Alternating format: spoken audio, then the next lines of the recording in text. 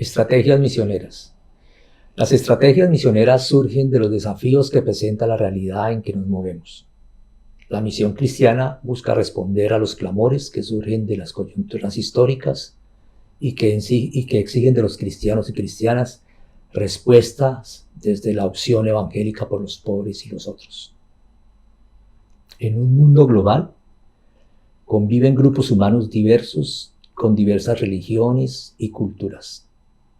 En muchas regiones se sufre el flagelo de las guerras, el hambre y las calamidades climáticas, lo que genera la migración en masa. A la crisis económica y política en diferentes lugares se apoyan las salidas de gobiernos populistas, generando la exclusión y la represión.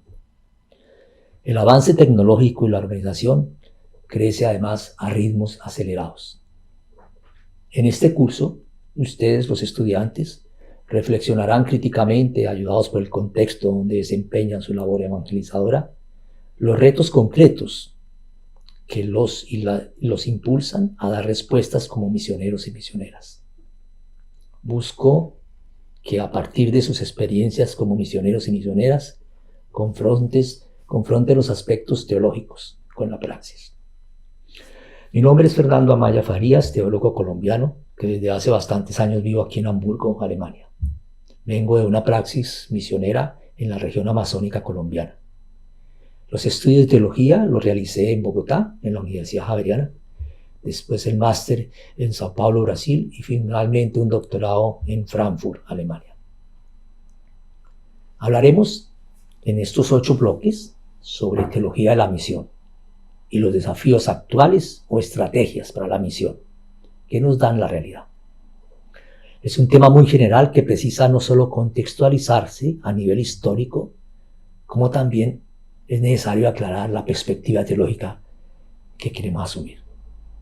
Esta última nos lleva a la pregunta: ¿qué entendemos por misión? Aquí no pretendo aclarar este término, sino simplemente colocar la perspectiva de este curso. Cualquiera de nosotros puede decir, es una respuesta clara. Misión es llevar la propuesta cristiana más allá de los muros de la iglesia.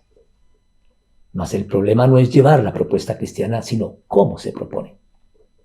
Los contextos y momentos históricos nos muestran en el pasado que el mensaje cristiano no se liberó de los proyectos colonialistas. Ejemplos tenemos muchos: las cruzadas, la caza contra las brujas aquí en Europa, la conquista en Latinoamérica, la esclavitud en África, etc. Todos ustedes conocen el programa con 8 temas o bloques. Empiezo con el primero. Desafíos de la violencia a la misión cristiana. La violencia es un fenómeno complejo y multipolar.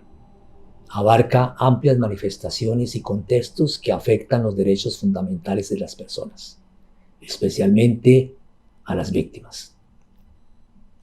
También podemos definir la violencia como un fenómeno multipolar que se sustenta en profundas raíces sociales, culturales, religiosas, históricas y políticas, y que a través del tiempo se han manifestado de formas muy diversas, de modo que en algunos casos su práctica ha llegado a generalizarse e incluso a legitimarse y normalizarse.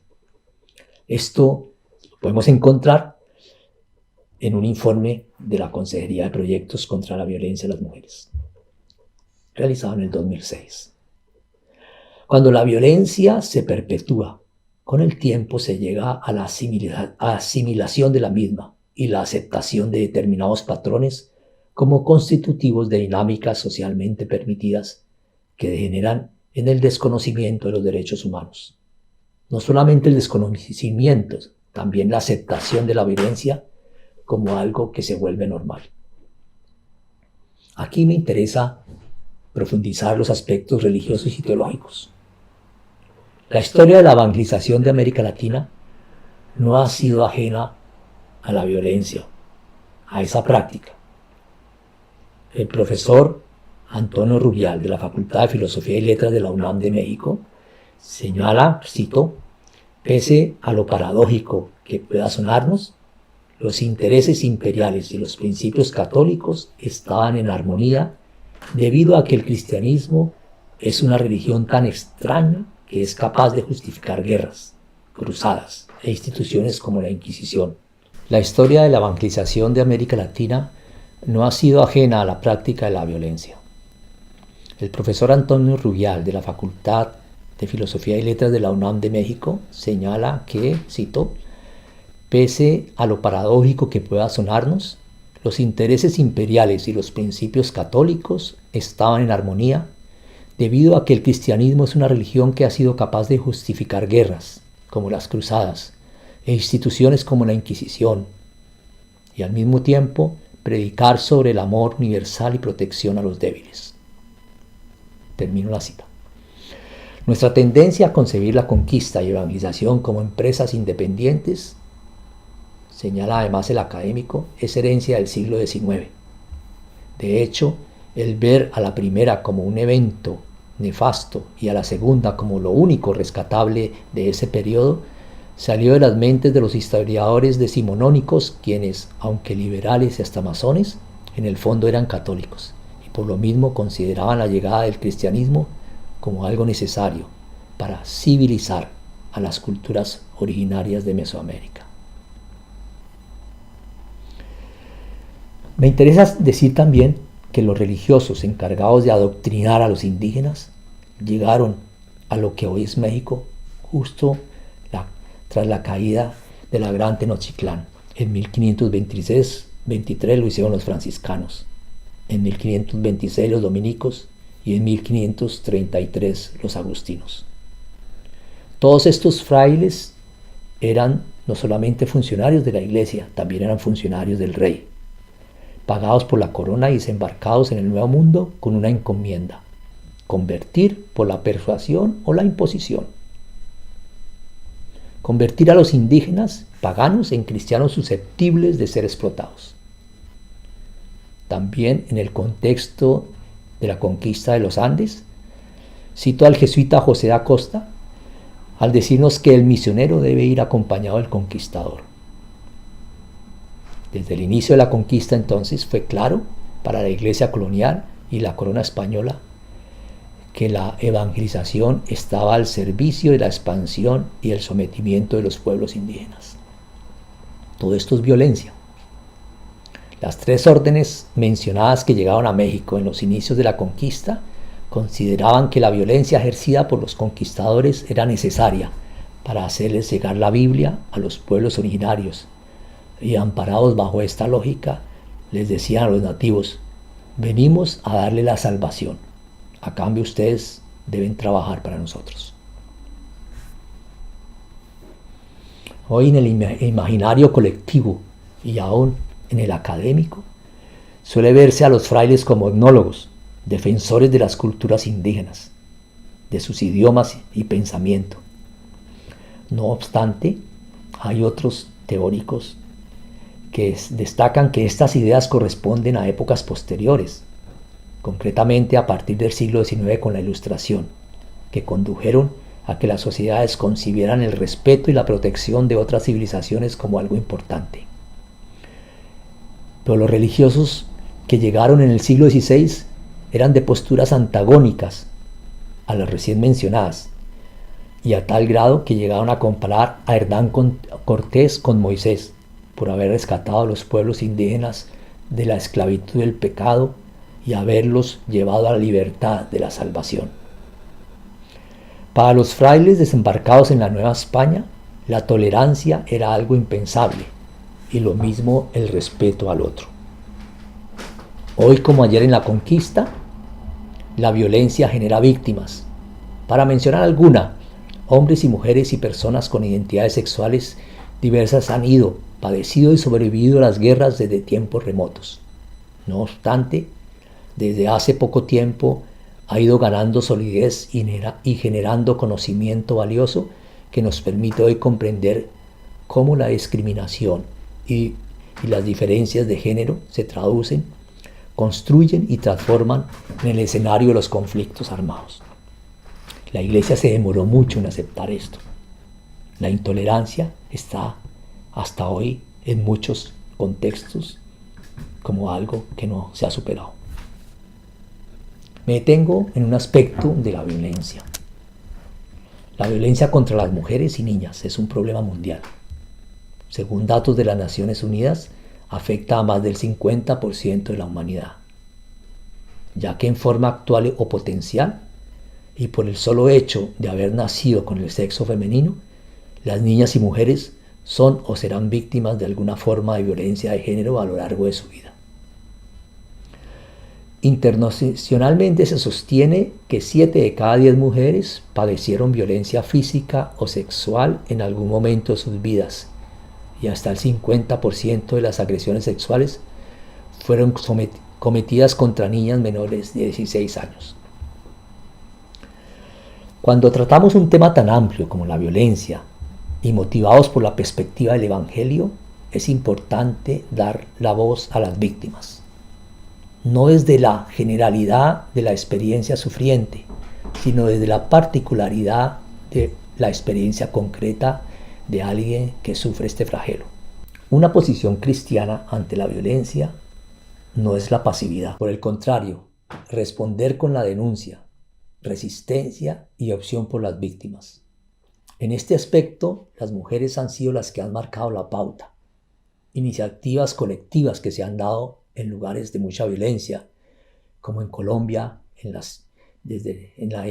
la década pasada, la Ruta Pacífica de las Mujeres, que ganaron un Premio Nacional de Paz en el 2014, se han presentado a sí mismas como un movimiento feminista que ha trabajado en procura de la solución negociada al conflicto armado de Colombia, por la visibilización de los efectos de la guerra en la vida de las mujeres y por la memoria individual y colectiva para la no repetición de los hechos de violencia. Basándonos en los relatos bíblicos, decimos que Dios se ha revelado como un Dios de la vida y no de la muerte. Desde los seres humanos, la vida que Dios revela es una tarea a llevar a cabo en la historia. Por eso desde la fe, cuando la muerte será plenamente destruida, como dice Pablo en la carta a los Corintios. El ser humano será totalmente humano. La violencia entonces contradice el plan revelador de Dios, y para analizarla desde la perspectiva teológica es necesario ver la violencia desde la dialéctica histórica muerte y vida. La violencia contradice así, frena y frustra todo deseo humano de vida plena. Desde los textos del Antiguo Testamento aparecen nociones como justicia, misericordia, verdad y paz, para entender y contextualizar la violencia. Estas nociones las presenta la Biblia en relación con la acción de Dios y a la vez como condición de llevar a cabo una vida humana con criterios éticos. En la Biblia, la ética no se entiende como lo entiende el pensamiento filosófico occidental. Lo ético no corresponde a conceptos abstractos o atemporales, sino en relación con las condiciones concretas de hombres y mujeres que viven su momento histórico desde la dinámica de la justicia, la misericordia, la paz y la verdad. Lo ético en la Biblia no se presenta como un principio universal, sino como una orientación que se da en la vida, desde el horizonte del reino, diría el Nuevo Testamento. Desde el horizonte ético se ubica el tema de la violencia en el pensamiento bíblico. Volviendo al Antiguo Testamento, por ejemplo, la ley mosaica prohíbe algunas violencias, pero autoriza otras. Prohíbe la guerra, pero ordena otras guerras, las que amenazan al pueblo de Israel. Con los profetas, por tomar otro ejemplo, ejercer o evitar la violencia se da desde el criterio de la defensa de los pobres. Abrir espacio a los extranjeros, a las viudas, a los huérfanos. Esos son los pobres concretos que defienden los profetas, para que ellos puedan existir sobre la tierra en una condición que corresponda a su humanidad particular. En este sentido, los profetas llaman a eliminar todas las condiciones violentas que dejan a los pobres por fuera de un mundo humanizado. La vida y no la muerte violenta de los seres vivientes está en el centro de la dinámica que presentan los textos bíblicos. Por ejemplo, vuelvo a tomar uno, el Génesis capítulo 12 del 1 al 7, Abraham, un hombre que sufre la amenaza de vida por no tener linaje ni tierras, desde su fe en la palabra que recibe de su Dios, se pone en camino en busca de un futuro que le permita la posibilidad de vivir traducida en una vida fecunda, con descendencia y con tierra. Con Moisés, el pueblo busca salir de la muerte, que genera la esclavitud en Egipto, saliendo en su éxodo en busca de la libertad. Mas la promesa de libertad la entendió poco a poco el pueblo de Israel como una promesa de Dios no exclusiva a este pueblo, sino de una promesa dirigida a toda la humanidad. En la tradición teológica latinoamericana, el tema del Dios de la vida ha ocupado un lugar central y al mismo tiempo, ante la paradoja de una realidad de explotación y muerte, la vida en plenitud que los cristianos y cristianas animaban su fe, se mostraba como una contradicción en la vivencia del cristianismo. El capitalismo en el continente ha producido desde tiempos de la colonia miseria, violencia y muerte. Teólogos y teólogas cristianos se sintieron motivados por luchar por la justicia, asumiendo inclusive las consecuencias en el martirio por la lucha por la dignidad humana. Para la práctica misionera, la violencia es más que un desafío, es un hecho generalizado que a todos nos envuelve, bien sea la violencia represiva que ejercen los estados desde sus fuerzas policiales y militares, la violencia terrorista del narcotráfico o grupos extremos, la violencia insurreccional, etc. Uno de los puntos de este tema de la violencia, como lo encuentran en el plan temático de este bloque, es la relación entre las religiones monoteístas, estas son la judaica, la cristiana y la islámica, y la realidad de la violencia. Con este tema no pretendo demostrar que en la raíz teológica e histórica de esas religiones está la violencia, cosa que es imposible. Solo haré hincapié en que estas religiones invitan a los seres humanos a la paz y al amor, y con ello prestan a la humanidad un servicio necesario y urgente. Pero por otro lado, en el proceso histórico han sido intolerantes, y con ello han provocado a sus seguidores a la violencia. Ambas cosas parecen encajar. Me pregunto, ¿no encontramos en las religiones monoteístas un potencial pacifista y al mismo tiempo un potencial de violencia? La historia de la antigüedad tardía se halla impregnada de la propagación del monoteísmo judaico. En un proceso de siglos, el monoteísmo en su versión cristiana se impuso sobre las religiones antiguas. ¿Qué papel desempeñó en ello la violencia? Hago ahora un corto recorrido histórico, que es lo que me importa hacer. Hasta entrado el siglo IV, el cristianismo se expandió pacíficamente. Uno de los motivos de esta expansión radicaba en el monoteísmo.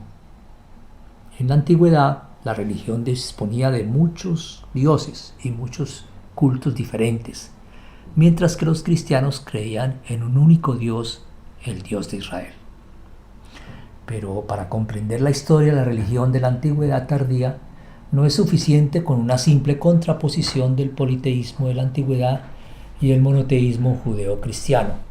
De hecho, hace ya tiempo que en el campo de la investigación se identifican tendencias en el mundo no cristiano que ya apuntan en la dirección del monoteísmo.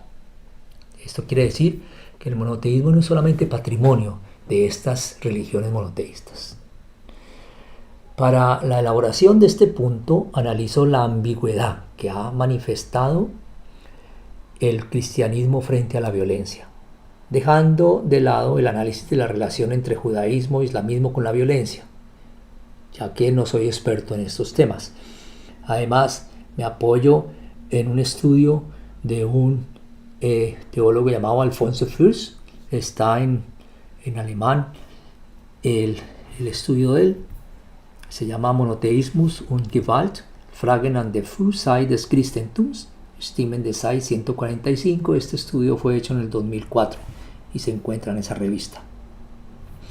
Es interesante partir de ese aspecto histórico porque en el Imperio Romano se esbozaron reforzadas tendencias monoteístas, no solo en la alta sociedad, sino también en la religiosidad de la gente corriente. Por ello hay que tener en cuenta dos fenómenos. El primero es la adoración a un Dios más elevado, el Theos Hyposistos, sobre todo en la segunda mitad del siglo II y en el tercero. Los seguidores pertenecían más bien a las capas sociales humildes de la población y se encontraban tanto en ciudades como en el campo. Las inscripciones son pruebas de un mundo altamente sincrético de dioses y algunas muestran tendencias monoteístas, o mejor dicho, enoteístas o moniolátricas. En una estela de mármol de Kula en Lidia, año de 256 y 57 después de Cristo, un sacerdote del Theos Hypsistos es llamado sacerdote del solo y único Dios, y a continuación sacerdote del santo y justo. Una de las divinidades que no es extraña que aparezca testimoniada en el Asia Menor Occidental. Esto lo encontramos en un tratado en latín, Tituli Asiae Minoris, la página 246. El segundo es la adoración del sol como divinidad. Y este me interesa porque tiene que ver un poco con el cristianismo y sobre todo con algunos textos bíblicos donde se compara al Cristo como el Dios, como el sol naciente. Esta adoración del sol como divinidad, que fue en aumento en amplios ámbitos de la población del Imperio Romano desde el siglo II después de Cristo. El auténtico catalizador lo hallamos en la conexión de Mitras, divinidad ampliamente difundida, con el dios del sol. Desde el siglo II y con más fuerza desde el tercero, se aumentó la adoración al dios sol invicto e invencible que llegó a ser el culto imperial bajo el emperador Aurelio en el año 270 al 275. Todo esto nos lleva a constatar que en la praxis religiosa el mundo antiguo estaba en su última fase marcado por una multiplicidad de divinidades y del siglo II y III después de Cristo se advirtieron tendencias a la singularización de la representación de Dios, tanto en diferentes ámbitos, digamos sobre todo el filosófico, el religioso, pero sobre todo el político, porque con los emperadores, claro, la adoración al emperador era casi una adoración religiosa. Todo esto como en todas las clases sociales. Es decir, todas las clases sociales manifestaban esta concepción. Cuando Constantino I, el año 306 al 337 en que gobernó, se convirtió al cristianismo e identificó con ello al dios del sol con el dios de los cristianos, abrió una línea general en dirección al monoteísmo.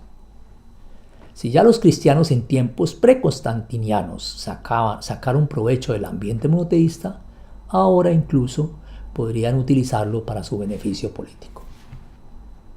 Ahora quiero entrar en qué momento entra en juego la violencia. Hasta entonces el cristianismo se había aprovechado de ello pacíficamente, tanto que, por así decirlo, el espíritu monoteísta de la época le fue favorable. A través del apoyo político del cristianismo por parte de Constantino, esta propagación obtuvo un fuerte impulso, pero también adquirió un nuevo acento. ¿Cuál sería? El asociado al poder estatal. El cristianismo se consagró crecientemente con ayuda de la fuerza y la violencia. Ahí está la ambivalencia. ¿Cómo llegaron los seguidores de la religión del amor a establecer nuevas formas de violencia e intolerancia religiosa? ¿Fue quizás el cristianismo percibido ya antes de la conversión de Constantino como una amenaza por parte de algunos contemporáneos? Estas son preguntas claves para entender por qué esa ambigüedad. Así como no basta con remitirse a la conversión de Constantino para explicar la violencia empleada por los cristianos, Tampoco basta con remitirse a la no violencia de Jesús para dejar sin valor el reproche de que el credo monoteísta sea irremediablemente intolerante y violento. La renuncia a la violencia es característica en la vida y en la predicación de Jesús. En eso no hay duda. La iglesia primitiva mantuvo esta tradición. No traicionó inmediatamente esta norma, sino que formuló, como señalé al inicio de este bloque temático, una ética de la paz que en última instancia expresaba sus reservas contra el servicio militar impuesto por el Imperio Romano. Sin embargo, también existen textos cristianos antiguos que utilizan otro lenguaje con contenidos violentos, y la historia nos da ejemplos de la frecuencia con que la praxis cristiana se ha quedado por detrás de sus propias reivindicaciones. En contra de su propia tradición, hubo muchos eclesiásticos sin escrúpulos dispuestos a utilizar la violencia, o al menos a predicarla. Con esto no solo me refiero a los pogromos violentos contra los cultos antiguos, a la destrucción de los santuarios e imágenes de otros dioses, sino a las relaciones entre los mismos cristianos. Mucho más a menudo y mucho más violentamente que contra paganos o judíos, la agresividad cristiana en la antigüedad se dirigió contra los cismáticos y los herejes. Esta observación es válida no ya solo en los tiempos post-constantinianos, en los que los grupos cristianos y las personas que eran consideradas herejes debían contar, además de con las sanciones eclesiales, con las medidas sancionadoras del Estado, sino que ya en la época preconstantiniana, las iglesias cristianas ofrecían una imagen totalmente contraria a la de disposición pacificadora. Los conflictos y las luchas forman, desde sus inicios, parte de la historia del cristianismo. Y esto sería una banalidad si no fuese porque tiene que ver con la confesión monoteísta. Si es que solo hay un solo Dios y un solo Salvador Jesús, entonces la verdad solo puede ser una. Así lo vieron todos los teólogos de la Iglesia antigua. En esta situación, una discusión sobre la verdad no gana solo un dinamismo, sino también una dureza. Por ello, un aspecto de la problemática de la violencia se formularía así: el convencimiento eclesial antiguo de un Dios y una verdad para todos los hombres y mujeres iba acompañado de determinadas representaciones de unidad y de universalidad. Por eso la cuestión de la relación entre monoteísmo y violencia nos conduce a la relación entre unidad y diversidad, temas que nos ocupan sobre todo en la misionología. Antes de la aceptación del cristianismo por Constantino en el siglo III, los cristianos tuvieron dificultades ante la diversidad en asuntos religiosos. Por eso no es cuestión nueva que una vez reconocido el cristianismo por el Imperio Romano haya empezado el problema de la violencia. Aquí quiero decir que lo contrario, ya había problemas en ese aspecto. Aún más, en algunos padres de la Iglesia antigua se ven por sus escritos ejemplos de intolerancia religiosa. Y a esto me voy a basar un poco en los escritos de los padres de la Iglesia. Un ejemplo es el padre de la Iglesia Tertuliano. Él vivió en Cartago, en el norte de África. Estaba casado con una cristiana y se convirtió después al cristianismo antes del año de 197. De su proceso de conversión no sabemos mucho, pero a partir de sus escritos conocemos su actitud religiosa. Tertuliano entendió la conversión al cristianismo como un rechazo radical de todos los actos religiosos y cúlticos del mundo antiguo. Según la exigencia de alguien como Tertuliano, el ser cristiano se entendía como una antítesis radical del entorno religioso y cultural, sin diferenciaciones, sin compromisos. Esta era la mentalidad del converso. No contaba más, nada más, solo la novedad inesperada que se vivenciaba con la fe cristiana.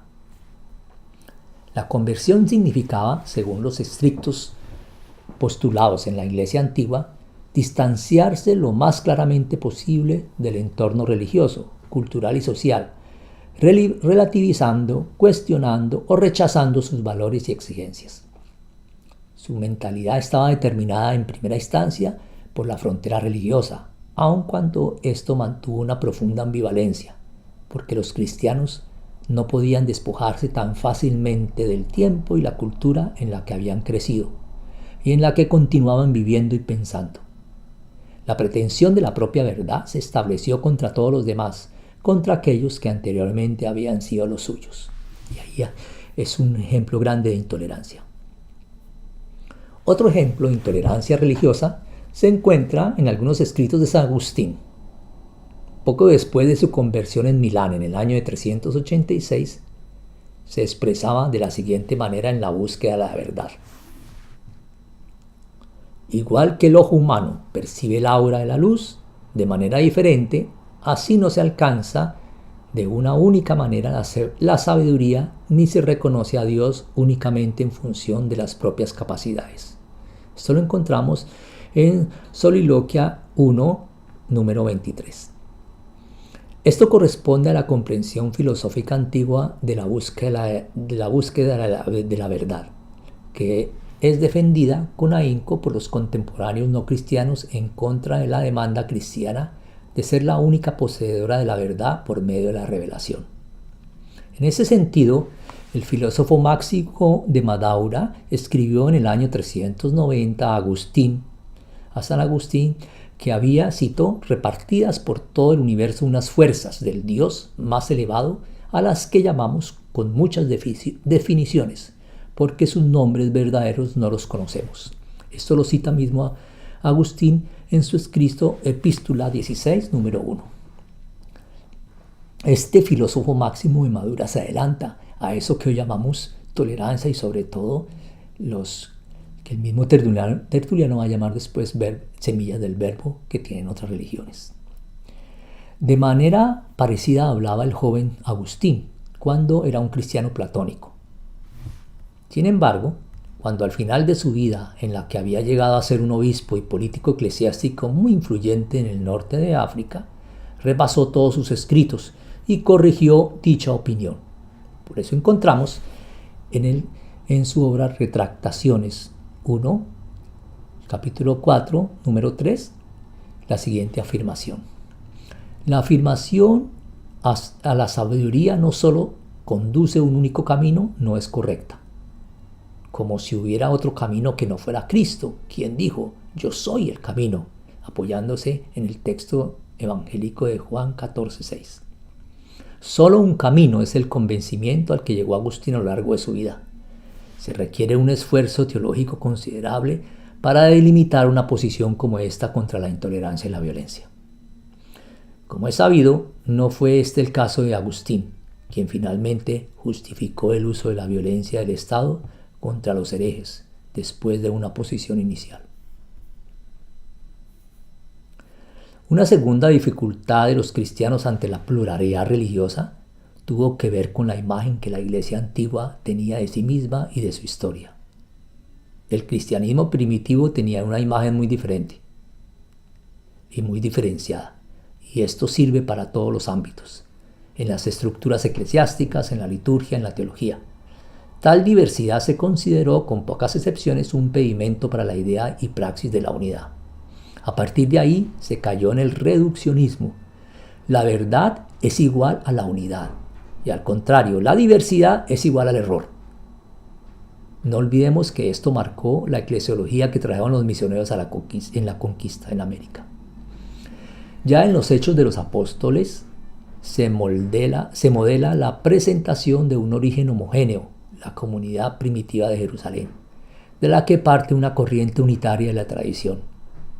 Esta imagen histórica es una ficción con un riesgo enorme. La Iglesia antigua fue incapaz de aceptar dentro de su marco interno la diversidad, que siempre existió. Ahora bien, la imagen uniformista de la Iglesia antigua acerca de su propio origen e historia no fue una consecuencia inmediata de su fe monoteísta. Fue una consecuencia del ámbito misionero que encontramos en Pablo y en sus cartas. Sin embargo, bloqueó el pensamiento y la fuerza imaginativa de los miembros de la Iglesia. y quizás así colaboró en facilitar el uso de la violencia.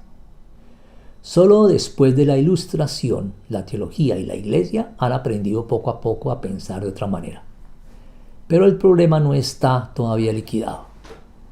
La dificultad cristiana ante la pluralidad religiosa no fue únicamente relevante dentro de la Iglesia y para la teología, sino que también tuvo una dimensión política y social. El mundo antiguo era mayoritariamente pluralista. En el gigantesco Imperio Romano convivían incontables pueblos con sus correspondientes idiomas, culturas y tradiciones religiosas. También la religiosidad de esta ecumene, en sentido antiguo, se caracterizaba por su diversidad de costumbres y cultos, que se mezclaban y entrelazaban en un extraordinario clima favorable al sincretismo. Esta situación cambió profundamente en los primeros tiempos del imperio. La religión pasó a ser objeto de libre decisión.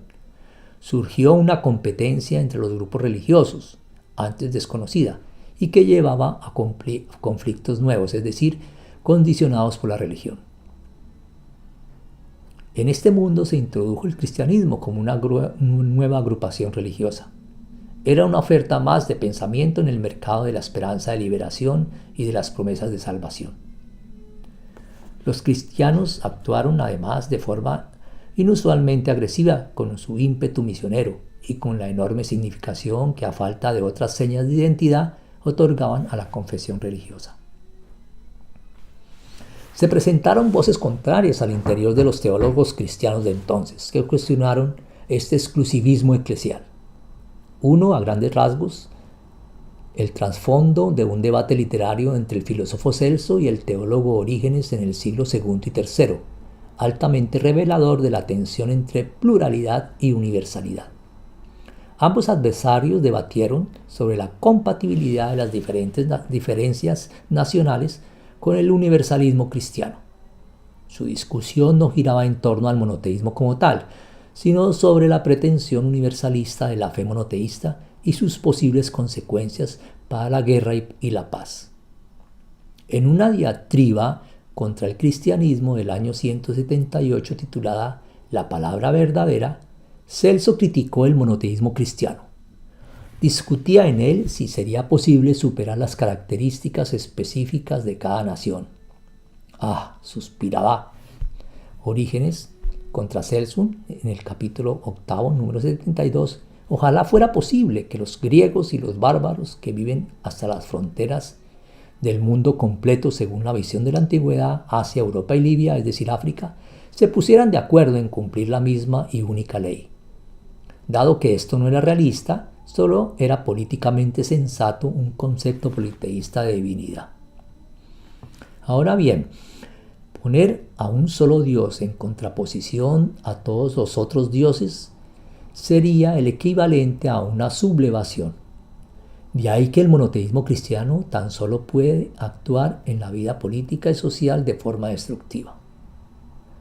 La negativa de los cristianos a adorar a otros dioses que no fuesen su Dios y a seguir los usos ligados a los antiguos dioses, lo denominó Celso como el grito de revuelto de gente que se quiere aislar y separar del resto de los humanos, en la misma obra que cité.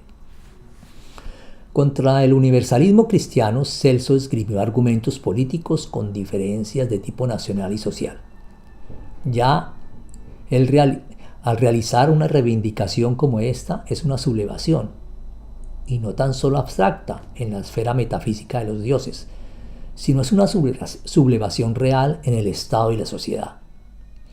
Celso unía el monoteísmo cristiano con el orden político y social del Imperio Romano y diagnosticaba un elevado potencial de peligro. Por primera vez se asocia por principio el monoteísmo cristiano con la intolerancia y la violencia.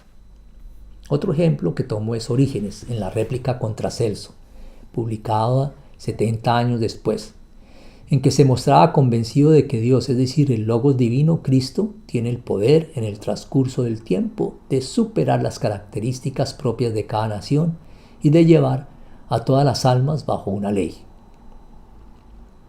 Cito a él: un día el Logos dominará el ser espiritual común y transformará toda alma en su plenitud, haciendo que, en cuanto alguien quiera hacer uso de su libertad, elija lo que el Logos quiera y permanezca en lo elegido, porque el Logos y su poder salvador son más fuertes que todo el mal de las almas. Este poder salvador lo dirige a cada cual según la voluntad de Dios y el final del proceso es la exterminación del mal. En la cita del capítulo 8, 72 del libro Yasdao. Teológicamente hablando, aquí se trata de la apocatástasis, es decir, la supresión escatológica de las diferencias entre los hombres y mujeres en la unión de todos con Dios, formulada en el marco de la concepción platónica del mundo. Esta idea de Orígenes se nutre de una gran sensibilidad por el reparto desigual que hay en el mundo de las oportunidades y en la vida, y del convencimiento de que la fe y la esperanza en sentido cristiano llevan a la superación de esta desigualdad e injusticia. Políticamente se trata de la cuestión de si es posible unir muchos mundos e individuos, todos diferentes bajo el mismo Dios cristiano. Dado que Orígenes vio claro que en la época en que vivía, la primera mitad del siglo III, su discurso no podía ser ajeno a todo esto, trasladó la realización definitiva de esta posibilidad al final de la historia. Quizás algo así, cito a él, sea de hecho imposible para los hombres que todavía se encuentran en su cuerpo, pero no para aquellos que se han liberado de él. La unión escatológica de los pueblos bajo un Señor divino, de hecho, ya se había preparado con la unión de los pueblos bajo un Señor terrenal, el Señor romano, y en concreto bajo el emperador Augusto. Una tal descripción del significado del imperio romano no era específicamente cristiana, sino que se encontraba también en la parte no cristiana, como en el discurso que pronunció en Roma Aurelius Aristides en el año 155 después de Cristo. Al igual que Zeus, como único señor, estableció el orden, así lo hará también Roma como único dominante. Lo encontramos en la obra Horatio, capítulo 26, número 103. La concreción política de este pensamiento tomó para los cristianos un nuevo colorido, que es la dominación total de los romanos en los países mediterráneos, que se presentaba con pretensión universal. Desempeñó así un papel providencial para la expansión del cristianismo. La pax política o pax romana, llevada a cabo por Augusto, fue la condición previa para la expansión de la religión pacífica del cristianismo. Orígenes interpretaba así este momento histórico, cito a él, cuando entonces apareció el Salvador y Señor, y coincidiendo con su venida se convirtió en Augusto en el primero de los romanos que fue señor de las nacionalidades. Desapareció el mandato de la diversidad plural y la paz alcanzó a toda la tierra. En la obra Demonstratio Evangelica, capítulo 7, 2, número 22. En oposición a Celso, Orígenes interpretó el progreso histórico de la siguiente manera. El universalismo monoteísta del cristianismo no generaba la violencia, sino que contribuía a la superación de la violencia. Conclusiones de este último subtema. La teología de Orígenes muestra que la idea monoteísta de Dios no se basa en principio en la intolerancia ni comporta inevitablemente violencia, pero el cristianismo tiene una gran parte de su historia en su contra. A la vista de este pasado, ¿tiene todavía futuro? Me pregunto. Si no se quiere caer en los extremos ideológicos de un ímpetu tanto anticristiano como antirreligioso, o en una apologética cristiana barata, el debate debe concentrarse en los problemas objetivos planteados por tal cuestión.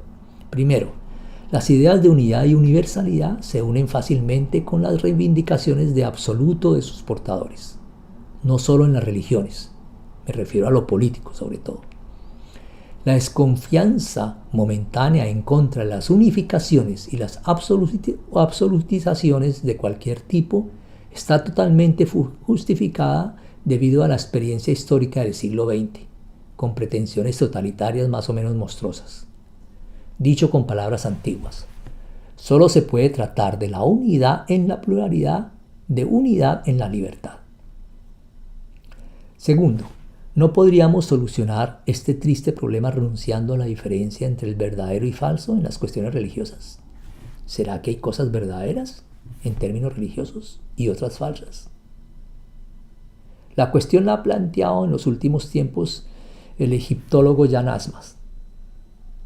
En el debate provocado por él, hay que averiguar, en su opinión, de qué se trata objetivamente cuando se habla de la diferencia mosaica.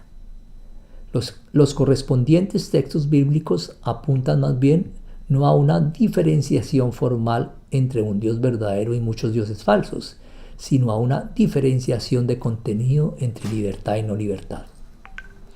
El Dios de Israel aparece como el Dios verdadero, creador y protector de la libertad, la justicia y la solidaridad. Aquello que se debate con la diferencia mosaica no es sencillamente el número de dioses, sino las implicaciones éticas del monoteísmo y la libertad del ser humano. Por ello, las religiones monoteístas no deben contentarse con defender sus convicciones, sino que tienen la tarea de transferir su concepto de Dios y de religión a la correspondiente praxis.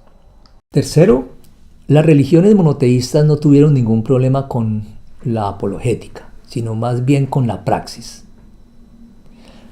Quizás ayude aquí una posterior diferenciación propuesta por el teólogo Nothoffen entre un monoteísmo privativo y otro usurpatorio. En el monoteísmo usurpatorio, una facción usurpa a Dios para sus intereses. Esta fue la variante más extendida del monoteísmo, desde los piadosos poseedores de Dios, lógico también en la jerarquía eclesiástica, hasta el Dios lo quiere, de los estandartes de los cruzados, y el Dios con nosotros, de las hebillas de los cinturones alemanes. Por el contrario, en el monoteísmo privativo, Dios es una magnitud incalculable, irrepresentable, una realidad que no es concebible por ninguno de los habituales predicadores de Dios, pero con cuya presencia siempre hay que contar. Éxodo 3:14. Un Dios como este no puede convertirse en instrumento de la propia voluntad. Cuanto más universal es, más significativamente se contraponen los intereses propios y los divinos, porque no pueden haber por más tiempo ninguna apropiación exclusiva de Dios. Dice el teólogo, si nos preguntamos por el futuro del monoteísmo, todo depende de la cuestión de si es posible una separación del monoteísmo privativo y del usurpatorio. Concluyo.